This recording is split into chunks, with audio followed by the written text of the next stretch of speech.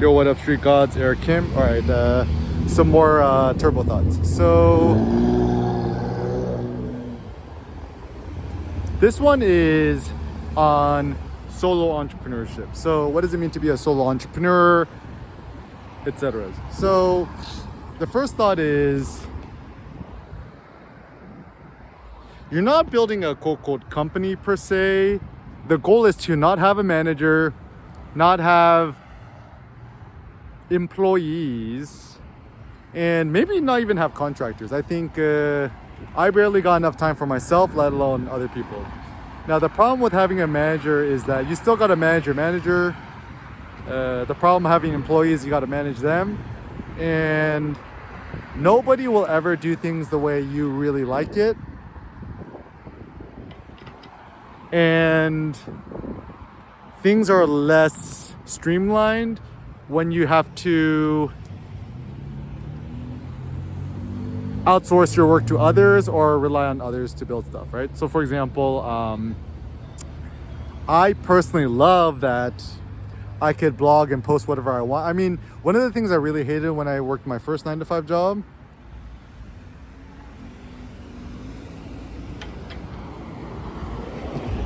about my old 9-to-5 job was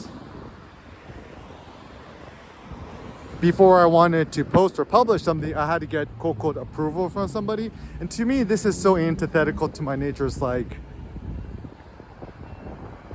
I don't want anything to prevent me from sharing or publishing that which I want. And actually now that, I got a wife and a kid and, whatever, is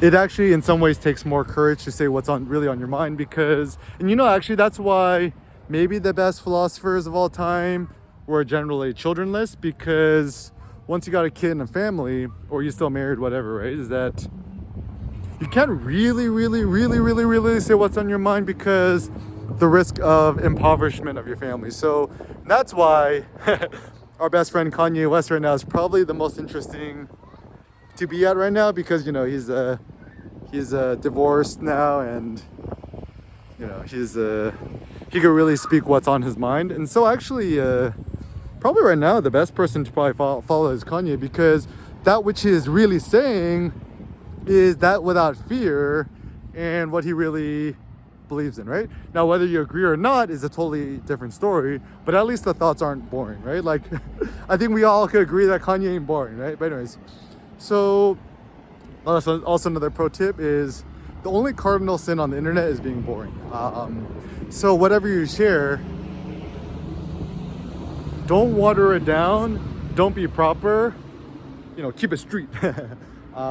Even myself, like nowadays, whenever I blog or vlog or write or send an email newsletter, whatever, Google Eric Kim newsletter to stay subscribed to Turbo Thoughts, is that I don't know, just like nobody has interesting thoughts no more, right? Like I went to Barnes and Noble the other day. I take Seneca there a lot, to just play around and roll around.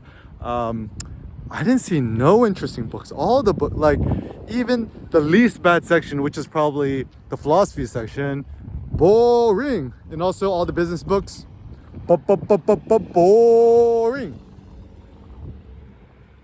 The only books that I saw which were kind of useful that brought nice memories from my childhood were those like DK illustrated books of like a visual encyclopedia of how things work. Actually, I remember as a kid, I had this series of books on like just like how things work, and it was like a cutout of the interior working and things. Like these are the type of things which I think are actually good for kids, not these like silly like kids books.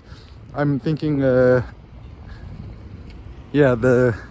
dumbification of our kids generation is bad news. But anyways, and so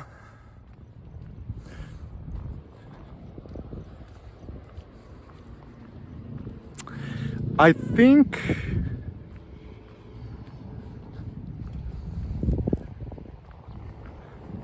in life, the best thing is having the freedom of speech, which means you could say whatever you want without risk of getting jailed and or imprisoned indefinitely or killed.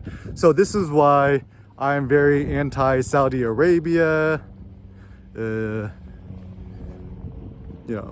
China, or any other country in which freedom of speech is, it's funny, it's not even censorship, right? It's more of like, if you say something or do something, you could actually get jailed indefinitely, say toodaloo to your family, and or be, right?